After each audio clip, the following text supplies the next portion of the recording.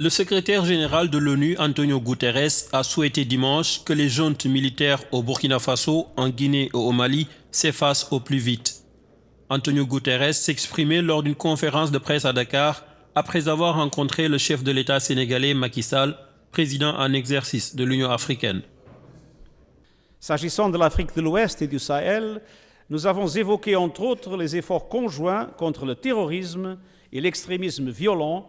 ainsi que la situation au Burkina Faso, en Guinée et au Mali. À cet égard, nous avons convenu de l'importance de poursuivre le dialogue avec les autorités de facto des trois pays afin d'instaurer le retour à l'ordre constitutionnel dans les délais les plus brefs.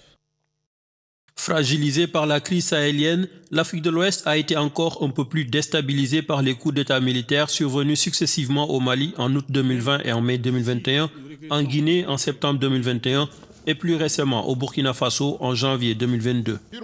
La communauté économique des États d'Afrique de l'Ouest a imposé en janvier de lourdes sanctions contre le Mali après le refus manifeste de la junte de rendre rapidement le pouvoir aux civils et menacer Conakry et Ouagadougou du même sort si elles s'entêtent à vouloir faire traîner la transition au-delà d'un délai raisonnable.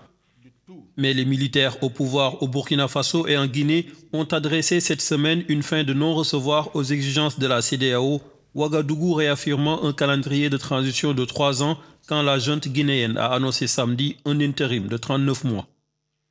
Le secrétaire général des Nations Unies, Antonio Guterres, a également exhorté les pays riches à passer aux actes face à l'urgence climatique et à s'acquitter de leurs promesses d'aide financière aux pays en développement.